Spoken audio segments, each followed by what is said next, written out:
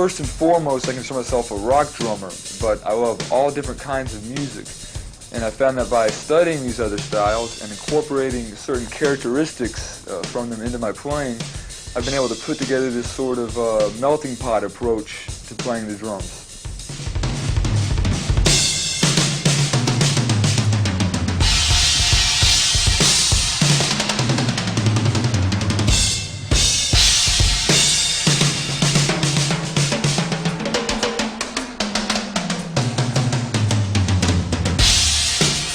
Metalmorphosis is my way of combining these different styles together, creating a sort of universal approach to drumming. And the edge this gives you is invaluable creatively and technically, because you'll be able to draw from all these different elements and create your own melting pot approach to playing.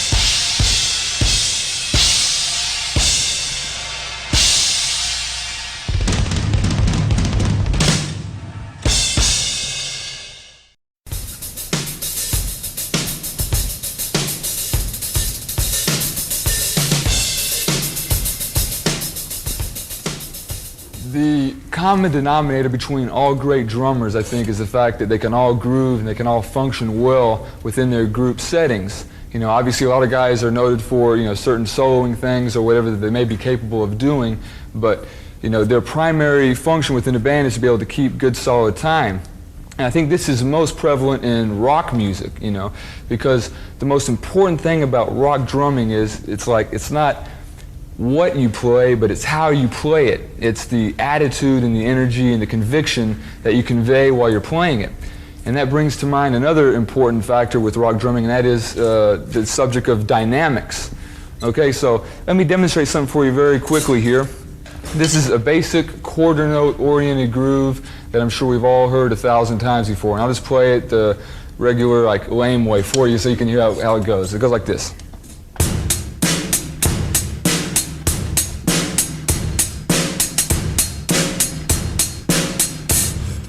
Okay, that's tired, right?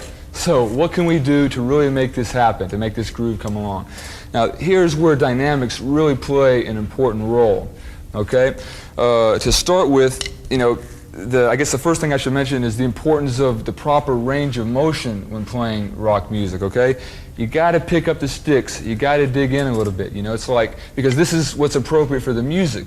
If you were studying with a classical snare drum guy, he'd probably talk about, you know, well, keep your sticks approximately 3 inches, you know, from the snare drum head when you're performing, because, you know, you're working with an orchestra or something. Here you're doing with walls of amps on either side, so I think 3 feet is more like the proper range of motion. So let's go back to this groove idea, and let's start with what we can do, like for instance on the hi-hat, to make this pattern come alive a little bit more. Okay, I was doing regular eighth notes, but what I'll do now is just accentuate the downbeat. Okay, so if we got 1 and 2 and 3 and 4 and, I'll accent all the downbeats. So we have this now.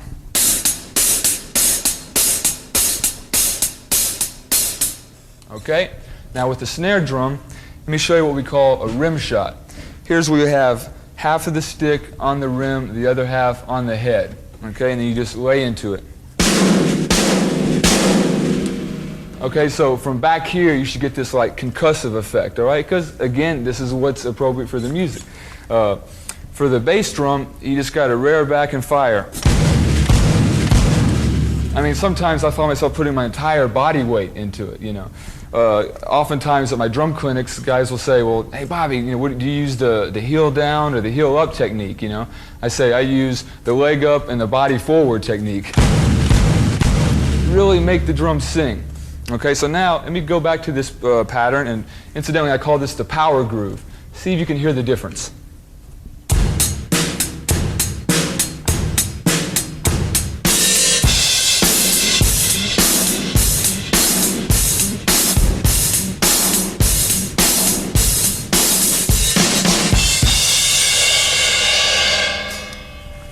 Okay, now if you notice, another thing that I tried to incorporate there as well is a little bit of body motion.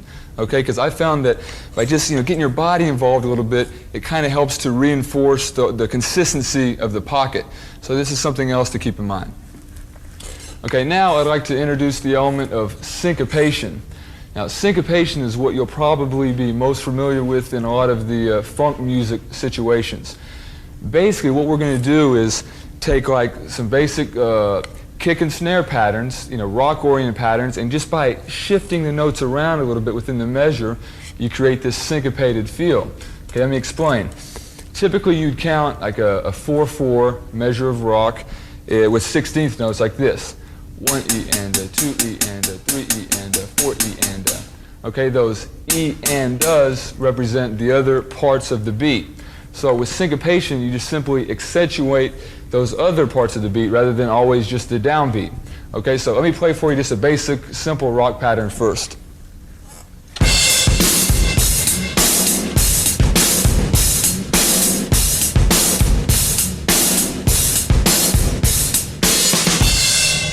Okay, now with just a couple of minor changes, we can turn that groove into a syncopated one.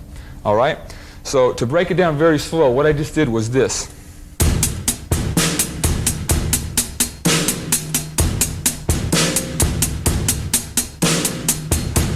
Okay, let's take the snare drum on beat number 2 and just kind of move it up one part of the beat there to the of 1.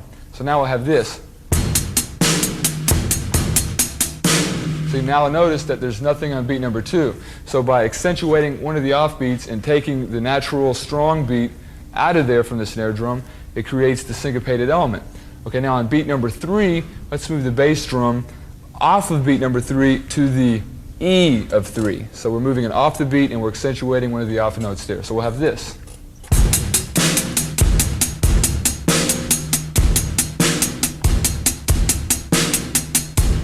All right, now to complete the pattern, let's go ahead and give them the downbeat on beat number 4, but let's give them a 1 at the very end of it. So we got 4 E and a 1. So now you'd have this.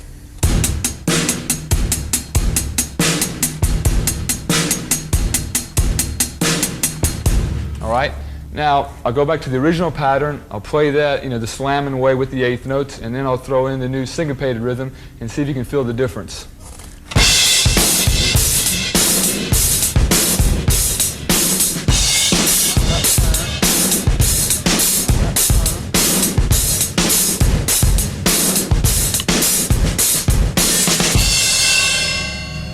Okay, now I'd like to show you some ideas involving ostinatos with the patterns. Okay, an ostinato is a repeated musical figure. Okay, for instance, let me give you an example. Say you had an 8th note and 2 16th notes. Okay, so in this case we're doing with 1 beat ostinatos, so it would sound like this. Okay, you could also have 2 16s and an 8. It would sound like this. Or maybe you could have, like, say, upbeat 8th notes, like 1, 2, 3, 4. So what this concept involves is the application of that kind of a hi-hat part while you're still doing the various kick and snare patterns. So this is something that you can apply in your own musical situation. Okay, so let's take our same pattern and let's try the 8th note with the 2 16ths on top of it there.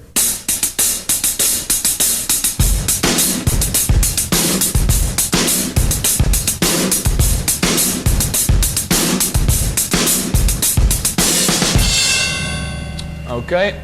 Now at this point, let me go ahead and introduce the concept of four-way independence. Okay, so far we're dealing with three-way independence, right? We got your right hand on the hi-hat, left hand on the snare, and then your kick. Now we're going to pull the right hand over here to the right cymbal, and our left foot is going to act as a timekeeper as well, just by playing on the hi-hat.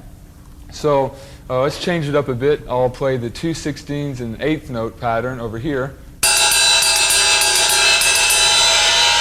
And we'll have quarter notes on the hi-hat, and then I'll perform the same kick and snare part.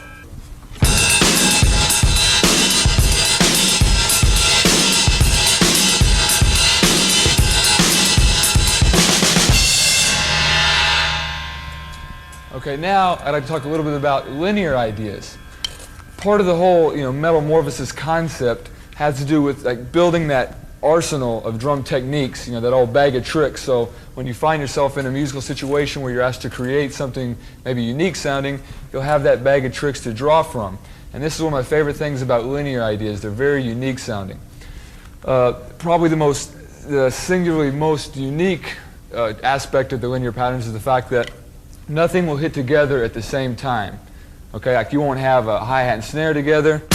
You won't have like a hi-hat and kick drum together. Kick and snare. Nothing hits together at the same time. So probably the best way for me to describe this to you would be to imagine a measure of 16th notes. So you have like, 1 E and a, 2 E and a. Okay, now all you got to do is just assign a different voice on the drums to each one of those various notes. Okay, and the three voices in question here for now will be the hi-hat, kick, and snare. Okay, so think about a string of 16th notes, and let's take, for instance, the same kick and snare part we've had all along, which is, Okay, now we're just going to fill in the missing 16th note on the hi-hat. So very slowly, okay, let's think about our 16ths right here. They sound like this.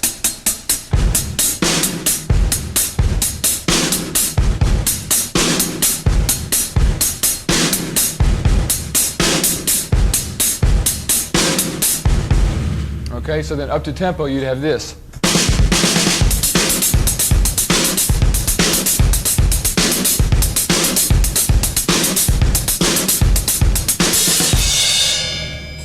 Okay, now let me demonstrate a linear phrase over a longer stretch of time here. Let's take maybe a 4-bar idea.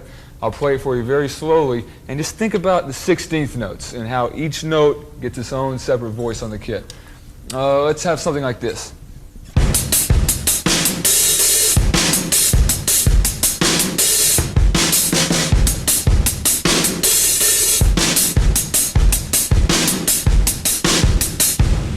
Okay, let me play that a little bit slower for you.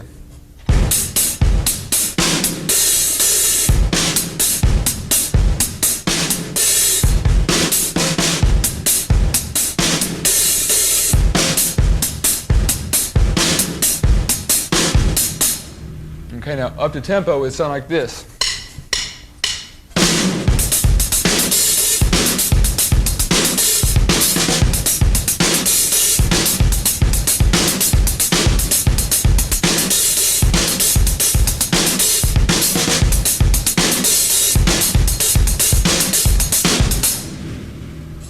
Okay, now let's take some of the ideas that we've had thus far, some of the one-beat ostinato ideas and some of the linear ideas, and I'll give you an example about how you can combine some of the different techniques to create a sort of composite pattern. All right, let's start off with a simple 2-bar pattern between the kick and snare, and I'll play 8th notes for you just so you can hear what the groove will sound like.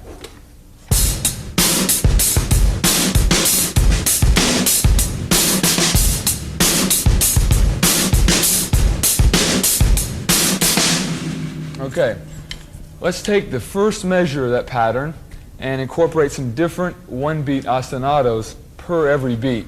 So very slowly, what we'd have on the hi-hat would be this.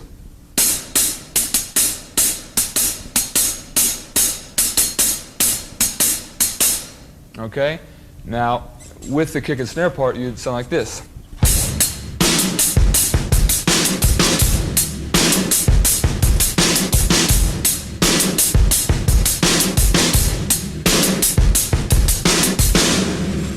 Okay, Now on the second measure, let's linearize the first 3 beats, and then on beat number 4 we'll just have an open quarter note hi-hat. So it would sound like this. Okay, so very slowly it would sound like this.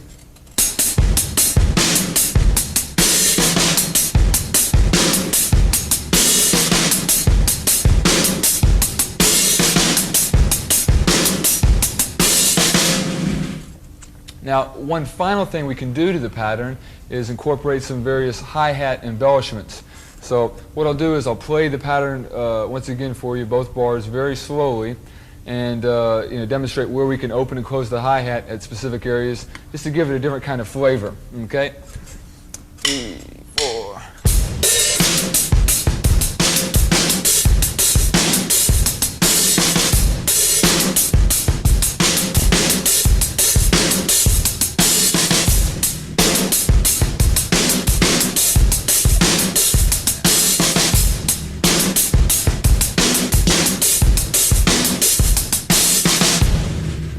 Okay, now up to tempo, it would sound like this.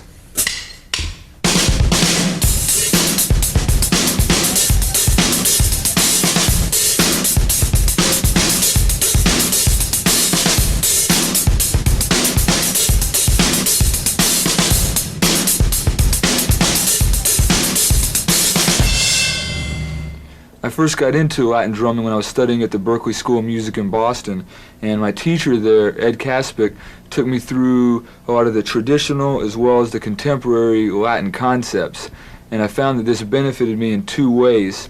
Number 1, it gave me a great deal of 4-way independence, and number 2, it gave me a wide variety of rhythmic ideas and textures to incorporate into my playing.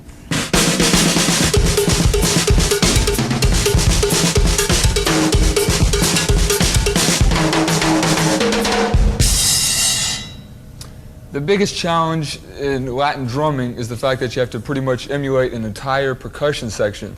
Okay, so let me demonstrate this by showing you the traditional samba pattern. Okay, now the samba pattern basically starts with the feet. You'll go back and forth between your kick drum and hi-hat like this.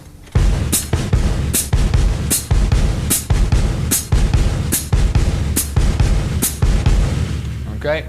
Now, up to tempo, it would sound like this.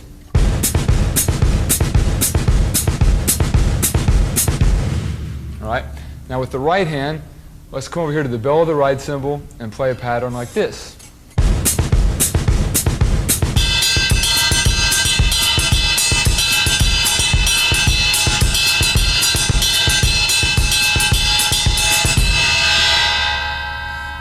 Now, with the left hand, let's do a pattern between the snare and the toms.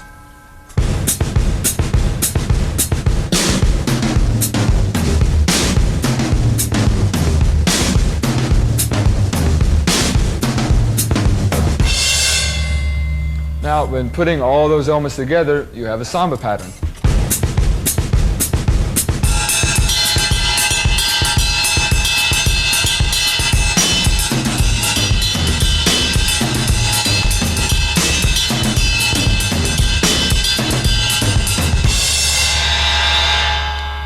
Now, obviously, there's not a lot of call for a samba pattern if you're a rock player, okay? So what I try to do is take certain elements from the samba pattern and incorporate them in a basic like hard rock or rock and roll context, all right?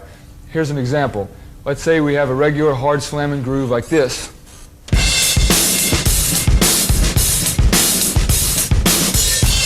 All right.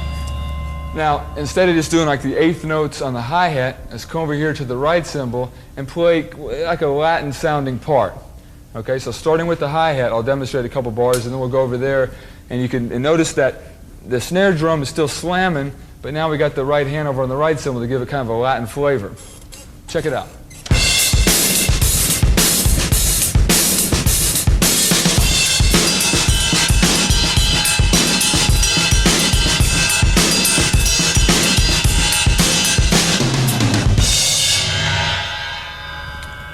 Okay, now let's further metamorphosize this whole idea by incorporating one of the Latin-sounding right-hand parts with one of our earlier ostinato parts. Okay, let's use one of our upbeat eighth note ostinatos on the hi-hat.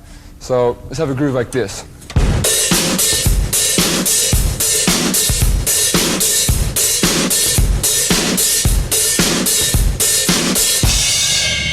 Now, with the right hand, let's play a Latin part on the cowbell, something like this.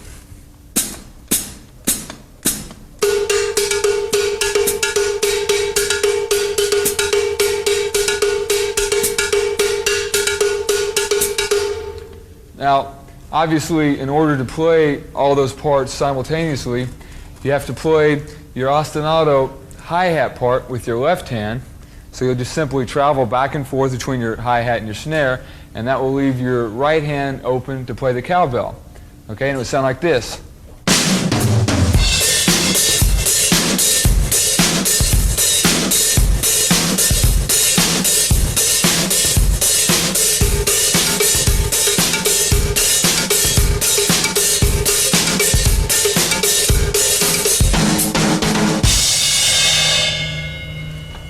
Okay, now I'd like to play one more pattern for you that pretty much takes this whole four-way independence thing to an extreme. This is something called the monster pattern, and I just want to demonstrate it because I think that it's important to have almost an overabundance of technique than not enough. So let's get started by introducing a new hi-hat technique. This is something called the toe-heel splash technique. Now, if you want this kind of sound,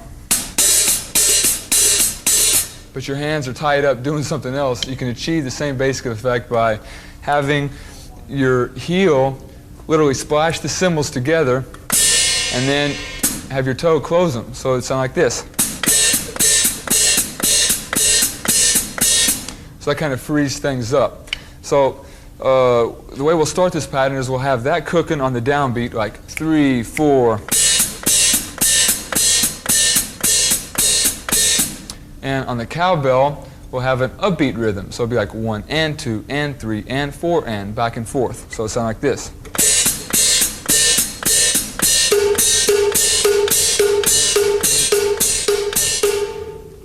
Now on the snare drum, let's have a spacious yet syncopated rhythm, all right? How about something like this?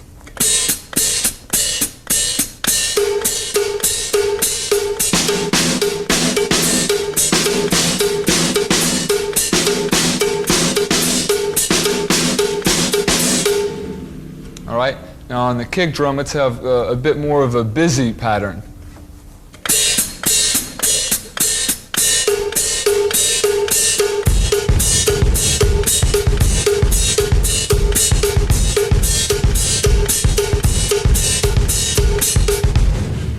All right, now let's combine all four of those elements together.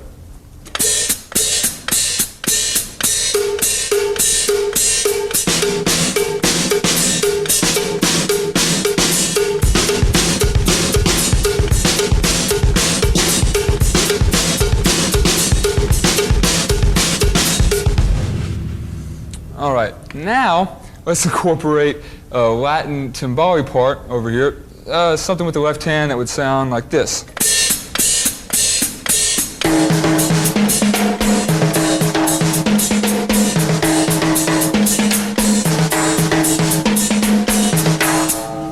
All right, so once again we're faced with the problem of having both hands tied up between the snare and the cowbell. So we're not really able to play the timbale part right now. So what you got to do is have your right hand go back and forth between the snare and the cowbell, and that will free up your left hand to play the timbale part. All right, check it out.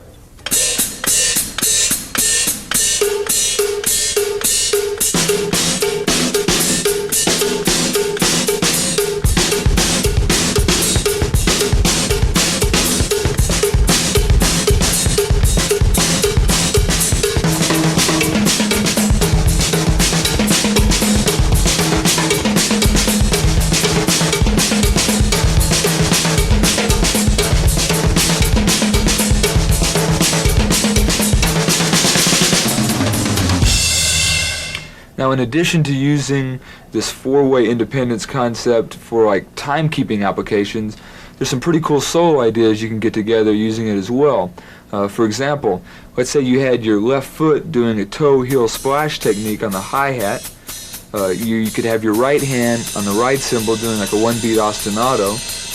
Your right foot could be performing like a samba pattern on the bass drum. Then that would leave your left hand open to improvise.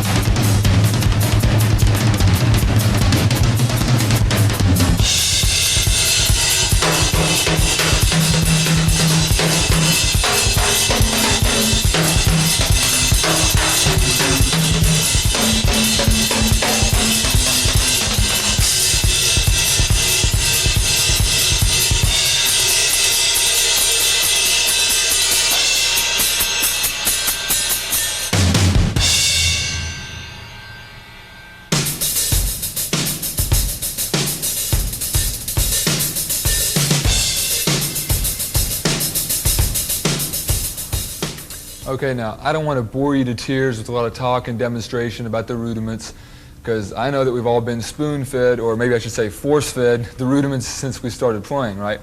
But I will say two things. Number one, almost anything that you play here on the drum set is some sort of a derivative from some kind of rudiment. So I think that in general, the more polished up you are on the rudiments, I think the tighter your overall drum sound will be.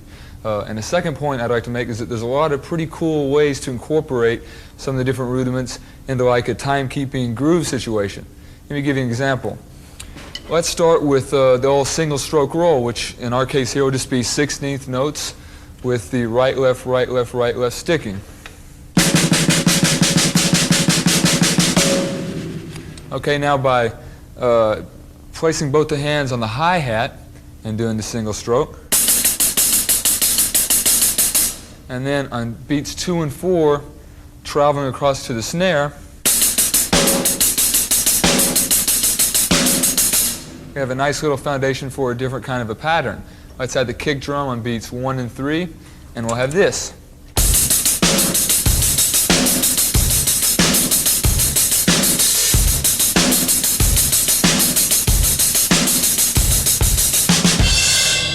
All right, now, so you can see with just a couple slight little embellishments, maybe a few open and closed hi-hats and a slightly different kick pattern while maintaining the same flow between the hi-hat and snare, this gives us a whole nother concept for keeping time.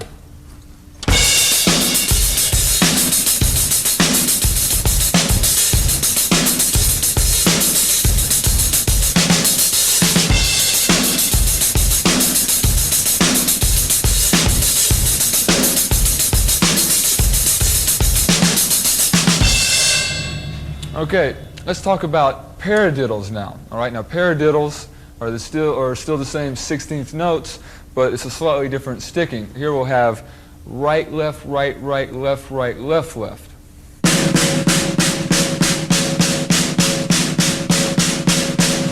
Okay, so up to speed in 16th notes. Now, a good method of getting some different beats happening with the paradiddle is just to put each hand on a different sound source. So let's leave the left hand on the snare and put the right hand up on the hi-hat.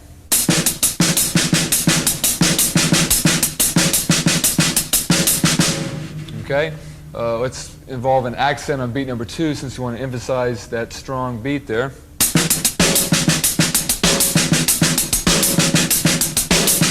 And then let's just choose a real simple kick drum pattern to go with that.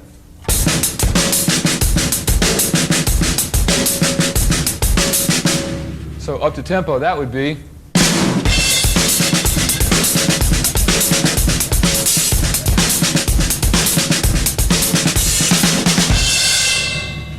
Okay, now let's use a similar process involving 3 sound sources.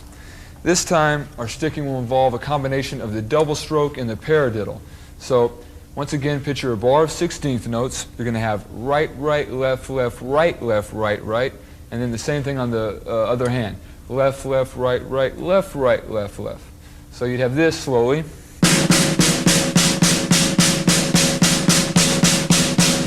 Okay, up to tempo, we have this.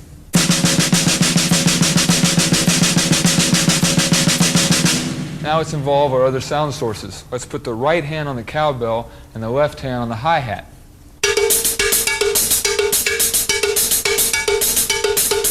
Still the same sticking. Now on beats 2 and 4, let's go ahead and I guess on beat number 2 would be a right hand. And then on beat number 4 we'd have our left hand. So together it would sound like this.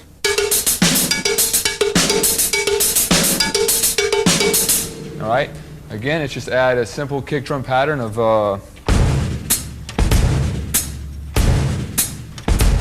and you have this.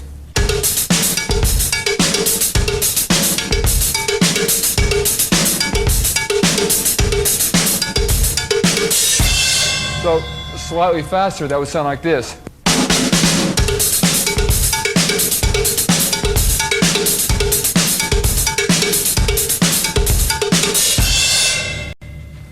Okay, now I'll show you a final example where we'll take a particular sticking and use it on 4 different sound sources. Okay? So the sticking here is going to be right, right, left, left, right, left, right, right. And then the second half would be left, right, right, left, right, left, right, left. Okay, so very slowly you'd have this.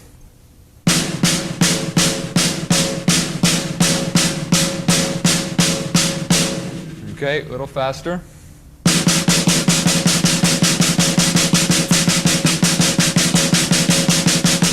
Okay, now, after we're comfortable with the sticking, let's apply it to the different sound sources. Okay, so slowly it would be like this.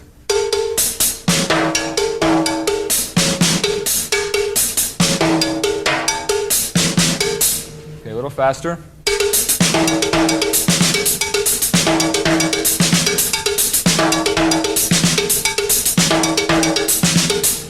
Okay, a couple natural places to embellish that would be to go ahead and dig in on the snare, and let's just open up the last hi-hat of the phrase. So we'd have this.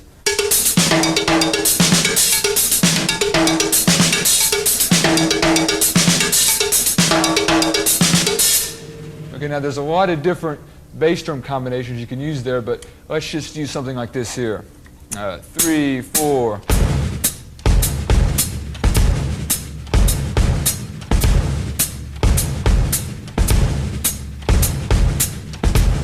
Okay, so now we'll get the sticking going with the kick drum pattern. It's important to practice these very, very slow so you can see exactly where the bass drum is going to come in at and connect with, so you can figure out what hand it's going to hit with. So again, slowly you'd have this.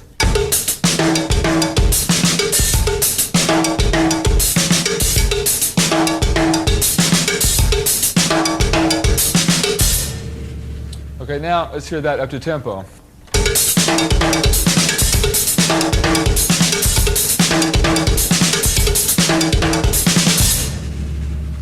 Okay, so remember, on all of these examples I'm just showing you, it's very, very important that you start with the snare and really get comfortable with the pattern there. So keep on practicing. One of the most commonly asked questions that I get is about practicing. Like, how much should we practice? What should we practice on? All those kind of things. There's a couple fundamental things to remember, I think, and that is that it's good to have a real direction when you go into practice. You should have short and long-term objectives, and remember that the most important thing is the quality of your practice time as opposed to the quantity of it. Now, of course, I guess all serious drummers should go through some time in their life where, you know, where drumming consumes their every waking moment, more or less. And I know I went through some of those stages, and how I used to, you know, I had a Casio watch, and I would like time literally the minutes of my practicing, and if I didn't have like, you know, 8, 9, 10 hours done by the end of the day, I wouldn't go to sleep until I got that practice time done, you know. But yeah, and you get a lot of technique established during these periods. But the bottom line is this, you know, practice is a time to develop technique, and playing live is where it all comes together. Okay, this little military thing that I just improvised for you is probably where most of us have heard the 5 and 7 and 9 stroke rolls. Now today, let's metamorphosize these into more practical groove applications. Let's start with the 5 stroke roll. Okay, very simply, it's just right, right, left, left, right. Slow is what it would be. And up to speed. Okay, now a practical application of the 5 stroke roll would be, you know, back to our single stroke concept on the hi-hat, and then just on the end of 4, we're going to apply the 5 stroke roll, which on the hi-hat would sound like this. Okay, so it'd be this.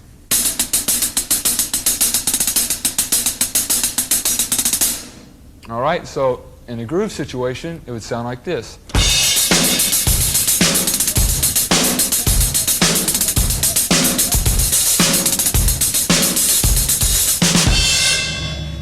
All right, let's look at the 9 stroke roll now. That is like twice as long. Right, right, left, left, right, right, left, left, right. Up to speed.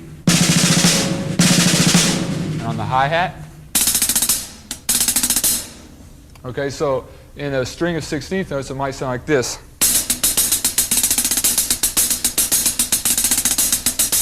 And then in a groove format, it would be like this.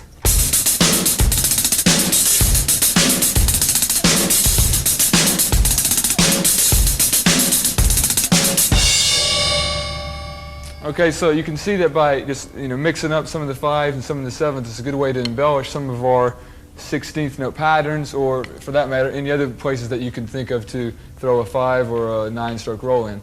Naturally, the 7s and the 13s and all the other strokes would be applied in the same manner. Now, while we're on the subject of rolls and doubling up and all that, here's something I call the doubling concept. Now, in the same way that we're doubling up on our right, right, left, left, and so forth, let's introduce a third voice, which is our foot. Okay? So what we'll do is let's take something that's linear oriented, and I'll show you a way to get both hands and the kick drum worked into like a drum roll sounding thing. Okay, let's start with something like this.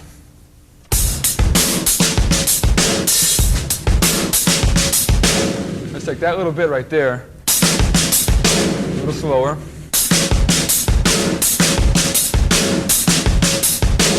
Again, that part is linear because nothing's hitting together at the same time. So now we're just very simply going to maintain the same tempo, but just double up on each limb. So instead of, you'd have this.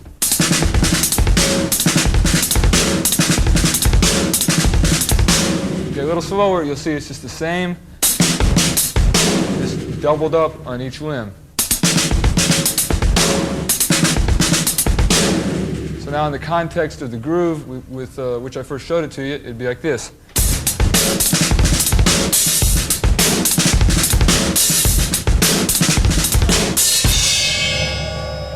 Okay, let's take another idea. This is another linear example. Something like this.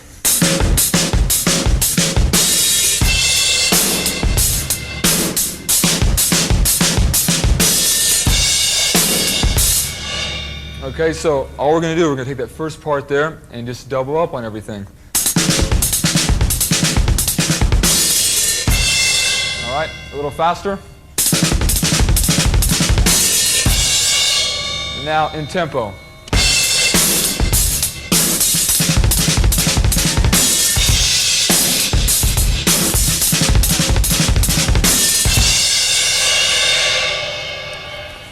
Okay, now here's an example of doing a linear-oriented fill and then doubling up on that. So the basic fill involving the timbales and rotos and all that sounds like this.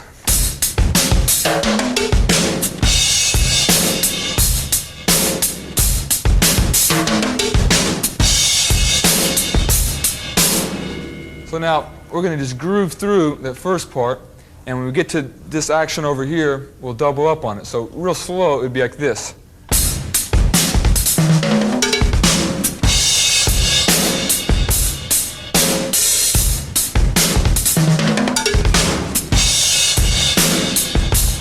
Okay?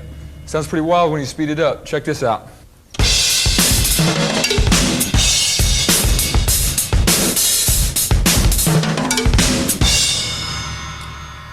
Okay, now, as one final idea here, let me show you a variation of the three-stroke rough. Okay, let's think about 16th note triplets. So they're going to sound like this, like 3, 4. Okay, now our sticking on the triplets are going to be just simply right, left, left, right, left, left, right, left, left, right, left, left.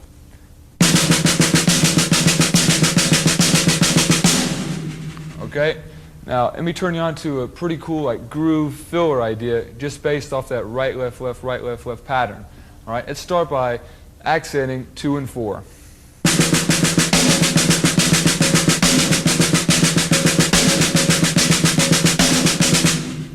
Okay, now let's replace the snare drum on beats 1 and 3 with a kick drum.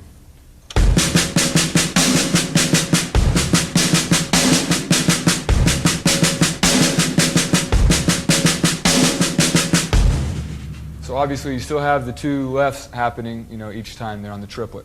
All right, now let's have the right hand go back and forth between the snare and the hi-hat, and let's catch the hi-hat on the upbeat, which means you'll have this.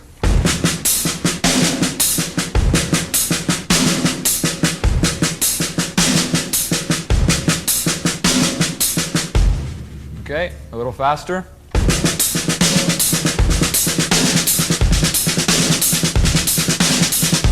All right, and now up to tempo, you'd have this.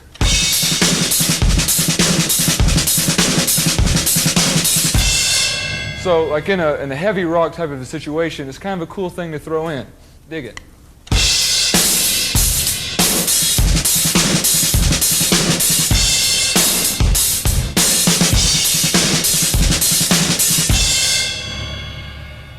Now let me demonstrate all these rudimental ideas in a sort of groove-oriented solo application.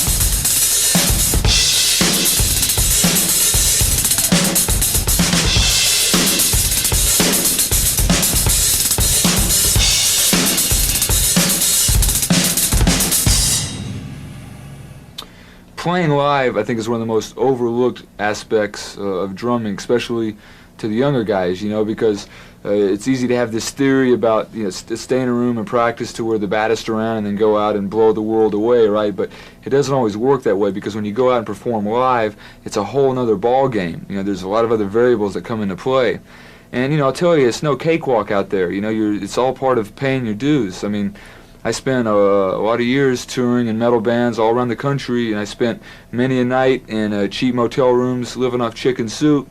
But I was playing in front of people every night, and that's a very, very essential part of your overall development, you know. Say like with funk drumming, it's one thing to sit in a room and work on all the funk chops. That's cool, but I know for me, my whole funk attitude or funk groove didn't really come together until I actually got out and played with a couple different hardcore funk bands, you know. So I would definitely advocate that any serious drummer definitely seek out that live experience.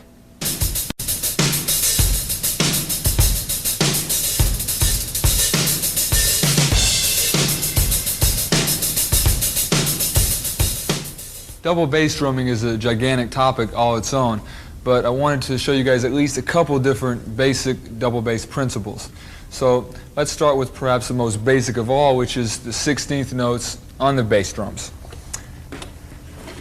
Okay, so probably the best way to rehearse this would be to maybe have, start with your eighth notes on the hi-hat, 2 and 4 on the snare, and then fill it up with 16th notes underneath on the kicks.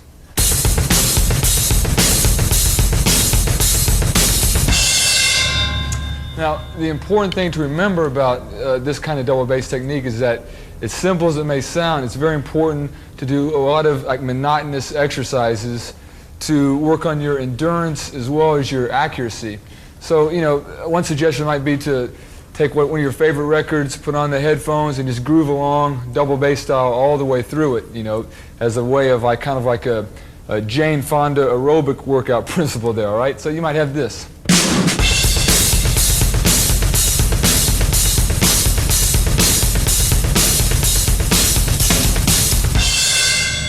So whenever you practice it, you can vary your snare drum a little bit here and there, but the main idea is to keep the double bass working there. Okay?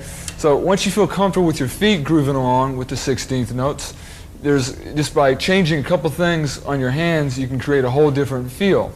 For instance, if we continue on with the 8th notes on the kick or on the hi-hat, and then let's say we had like upbeats on the snare. All right? So instead of the 2 and 4 trip, it'd sound like this. Like every other hi-hat gets a snare, and then with the 16th notes underneath it, you'd have this.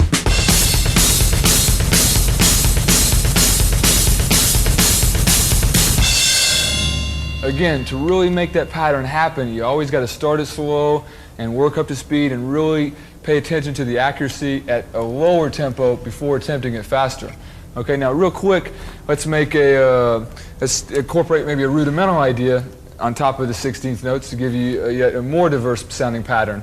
Let's take the good old paradiddles and let's break them up between the cowbell and the snare, okay, which would be this. All right, but now just put your double kicks underneath it.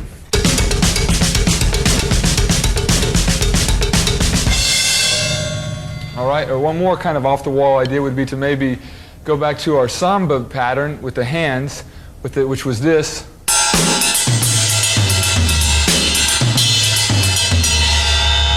But put the double kicks underneath that.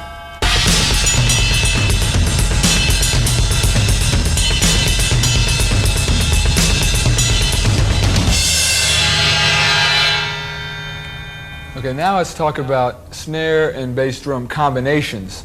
All right, let's start with the fairly simple one. This is just simply right-left on the snare, right-left with the feet.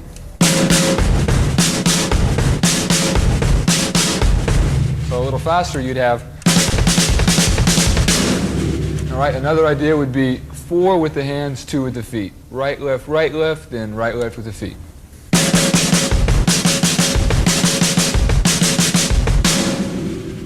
Okay, so now by going back and forth between the 2 and the 4 with the hands and always doing 2 with the feet, you can create some pretty interesting rhythmic combinations there. So let me do something for you from slow to fast, where I'm just alternating between those two ideas.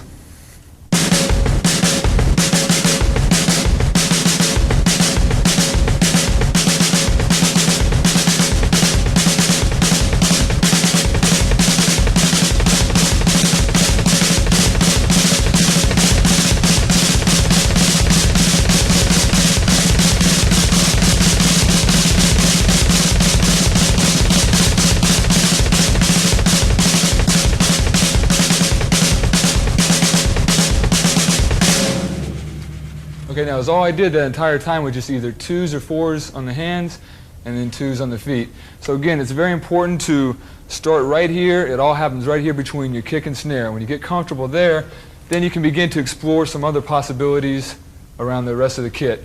So for example, let me just do something for you real quick. Same type of format, but this time I'll put the 2s and the 4s around the kit and see what we come up with there.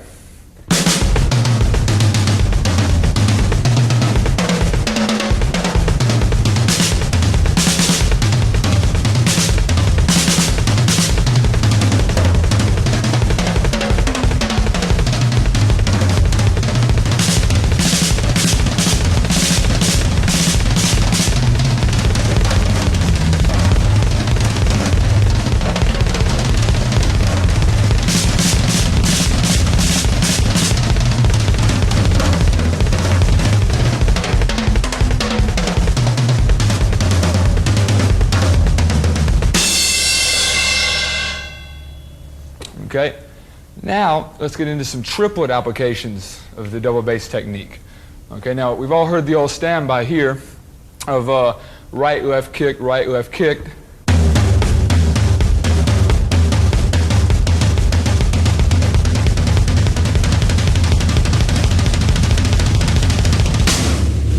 Okay, here's a double bass variation on that theme. Let's have both hands hitting together at the same time and follow it with the right and the left on the kicks.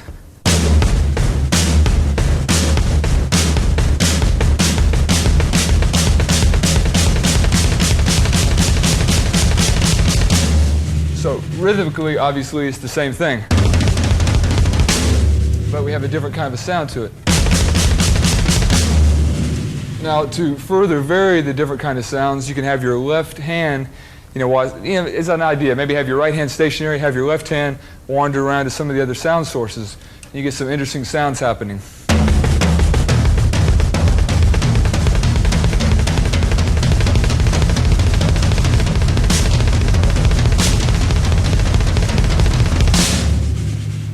Okay, and finally what you can do with that is have maybe your right hand on the cymbal and your left hand on the snare and do the same riff.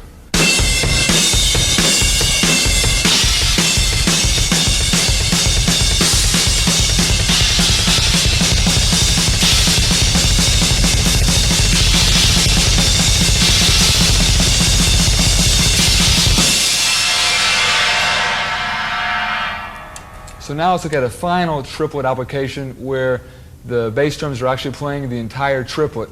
Now the way I like to do this is to go right, right, left on the bass drums.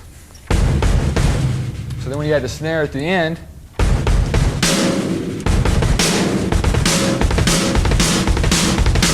it sounds like that.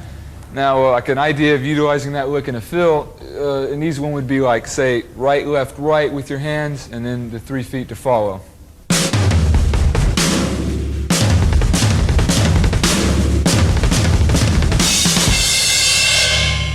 Okay, now to incorporate this in a groove situation, say you're cranking out like a quarter note feel over here on the cymbal, and just squeeze them in like this.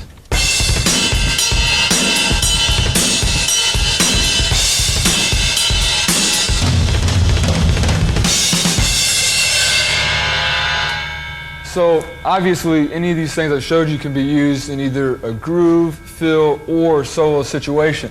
So now, let me perform a little piece for you. This is something called Pedal to the Metal, and it kind of demonstrates a lot of the different techniques that we talked about.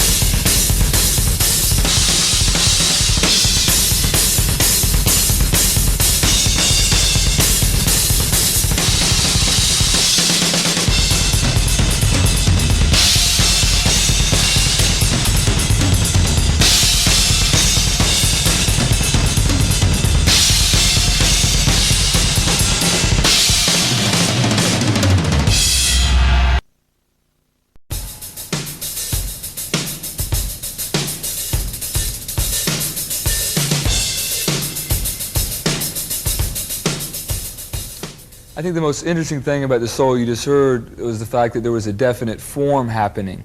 If you notice, we had like a verse-chorus type thing at the beginning, we had some open improvisation in the middle, and then we had the verse-chorus thing at the end. So it was kind of a definite structure happening there. And that brings me to one of the most commonly asked questions that I get regarding soloing. And that is, when you take a solo, do you improvise the whole thing? Do you make it up as you go along? Or do you have something definite worked out? Now, I mean, obviously there's no right or wrong way to solo, but I found that for me what's very effective is to have a definite structure that you're going to be working with, but then, improvise within that structure. And I think one of the most important principles involving dealing with improvisation is the 16th note accent patterns that you can deal with, like on the snare. So let's start with, measure full 16th notes. And obviously our accent is where we hit one note louder than the other. So here's an example of like a one-bar accent pattern.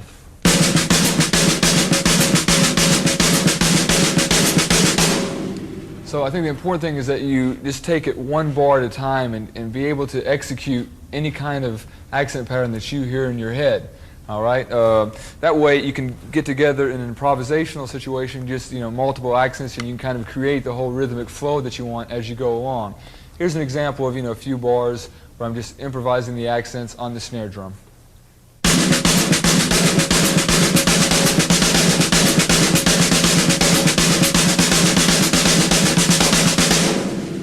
Okay, now by taking the accented notes and placing them on the toms, we can create a whole nother feel. Okay, so let's go back to our one-bar example, which was this, and just simply apply the accent to the toms.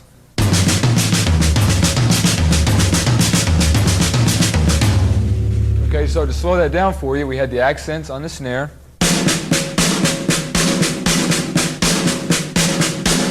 And we just simply move the hands over to the toms at that point of accent there.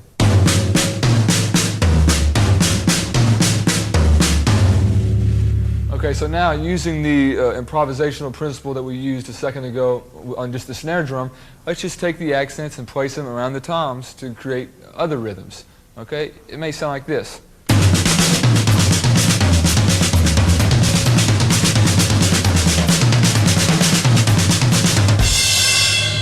Okay, but again, I have to emphasize that it's very important that you're very comfortable playing the accented notes on the snare drum first before you bring in the other toms or the other drums. All right, and the same principle can apply to cymbals as well. Okay, our original accent pattern was this. Okay, now as applied to the cymbals with a bass drum.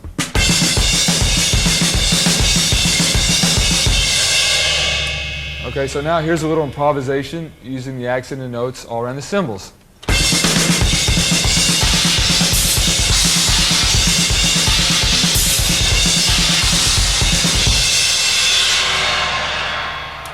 Okay, so now let me demonstrate a little bit about incorporating all three elements: accented snares, accents on the toms, and accents on the cymbals, and see what we can come up with here.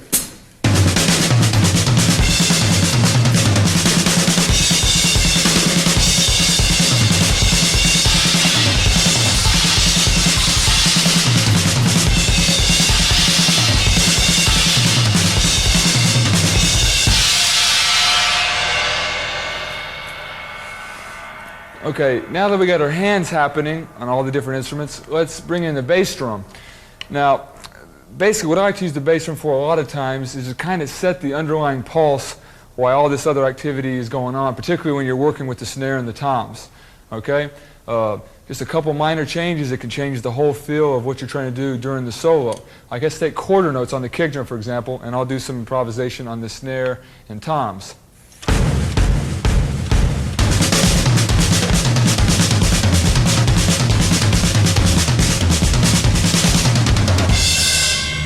Okay, so it almost gives it kind of like a march drive. All right, how about eighth notes? You'd have this.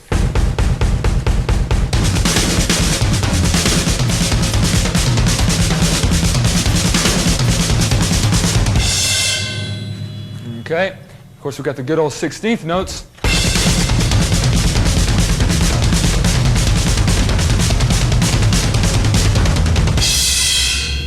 Okay, so that was obviously just, hammering away on the kicks while we do the accent patterns there. Final idea, the sky's the limit basically with the kind of, bass drum combinations that you want to incorporate with your hands. The key thing to remember is, again, always start very slow on the snare drum and let your bass drum get comfortable there. But, you could always do a samba type pattern with your feet. And do the same thing with your hands.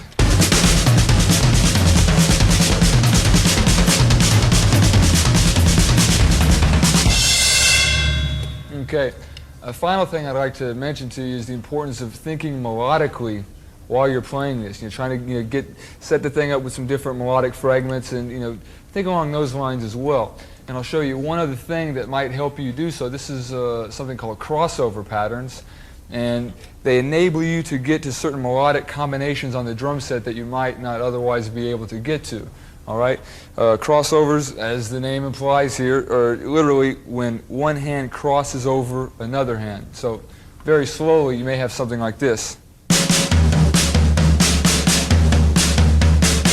just have the right hand crossing over the left there. So faster it would sound like this. Okay, now this applies to the left hand as well. You can have the left hand crossing over the right hand. Let me try this.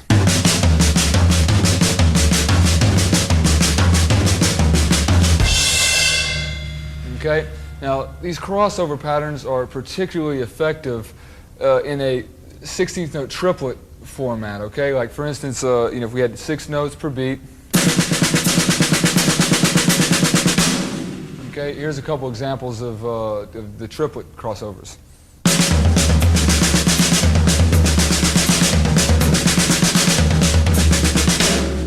Okay, here's another.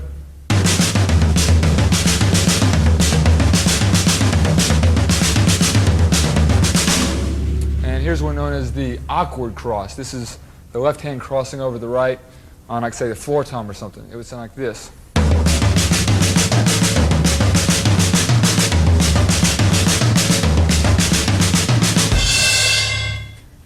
Now, when I was studying these crossover patterns with Lenny Nelson, he had a very interesting approach to them. He used to talk about working them up to speed so fast that you really didn't think of them anymore as like, 16th note triplets. You thought about them more as like a color. So this is a very important concept to include in our little bag of tricks here then. If ever you're soloing and you more or less hear a certain color as opposed to just like, the different accented notes or whatnot. So I'll take the first example, go slow to fast, and you'll see at some point there, it just becomes a color all its own.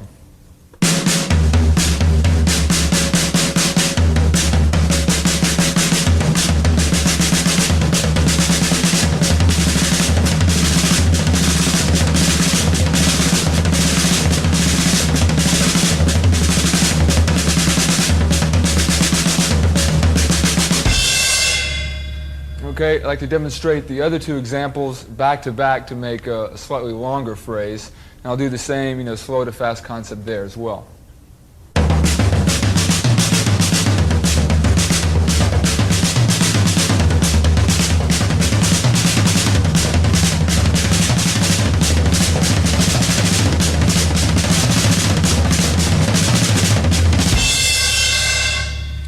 Okay, now the important thing to remember about getting something like that up to the proper speed is that it just takes a whole lot of monotonous execution on the drum set. Just a lot of repetition from slow to fast over and over and over again.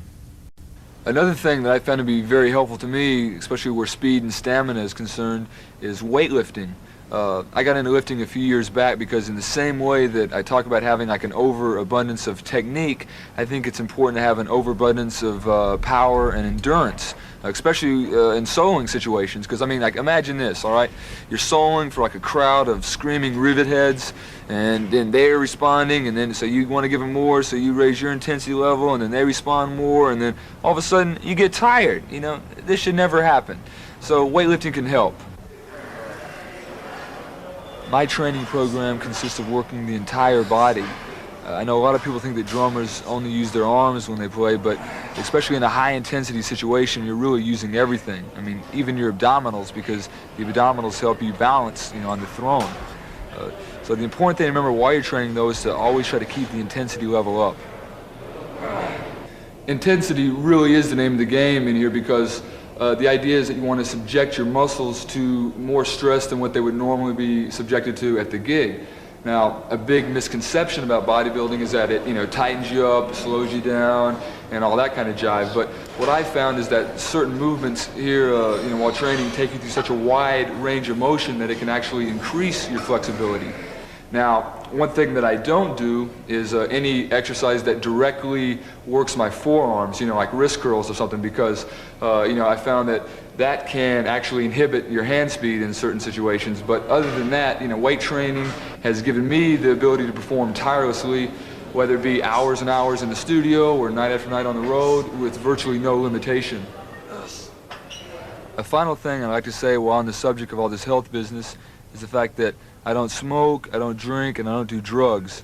And I mean, obviously I'm not a preacher, and I don't like to tell other people how to run their lives, but I just like for people to know that this is a decision that I've made about my lifestyle, and it's been advantageous to me, both on a personal as well as a professional level. Okay, now let's talk about incorporating the rudiments into this solo situation here. All right? How about the good old 5-stroke roll? Okay, what you can do is, say you have like your accent and 16th notes.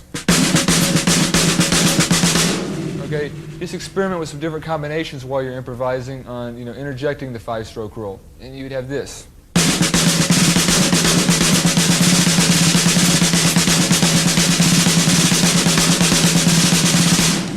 Okay, now keep in mind that I like to do the 5-stroke 2 different ways. Sometimes I'll do the right, right, left, left, right sticking. And other times I'll use the regular single stroke sticking through, which is just right, left, right, left, right, but it still has the same sound.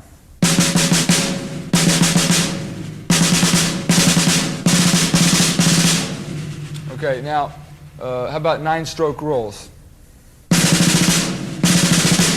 Same principle there.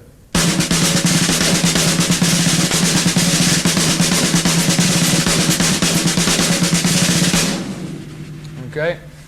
One other rudiment I'll turn you on to here for a solo situation would be flams. Okay, now flams are, of course, it's actually one strong note, but you'll have a grace note hitting right before it. So it'll give you that kind of sound. So now when you use your flams, at random in a string of 16th notes, you can get this kind of sound.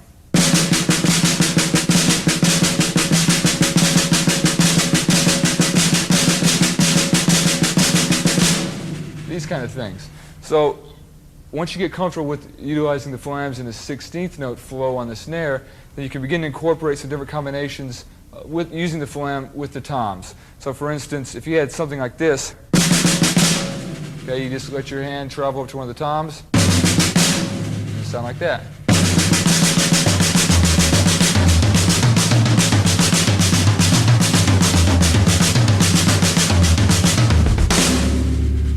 Okay, now let me demonstrate a few of these different soloing ideas, and let's say for a change of pace, a little jazz solo.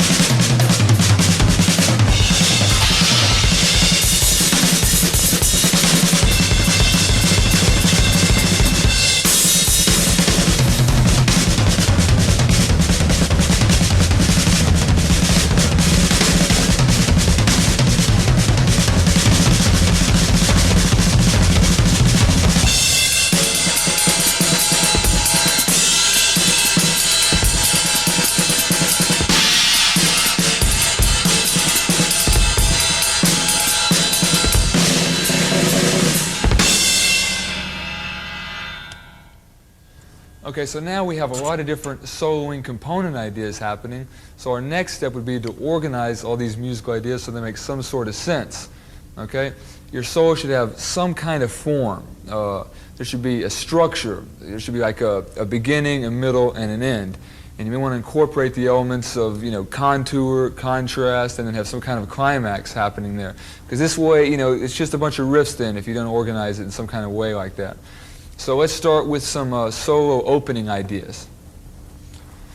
Okay, a lot of times what I like to do to open a solo is maybe just get a real serious groove happening, and this kind of draws the audience into what you're doing, and then you could expand and elaborate on the initial rhythmic theme from there. So it could be something as simple as this.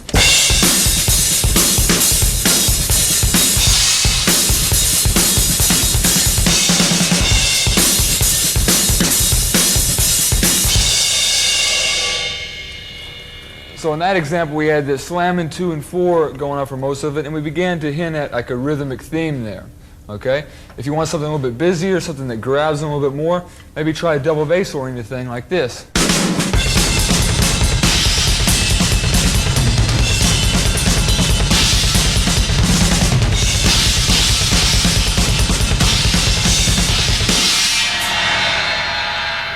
So with that example, we had the underlying pulse of the double kick.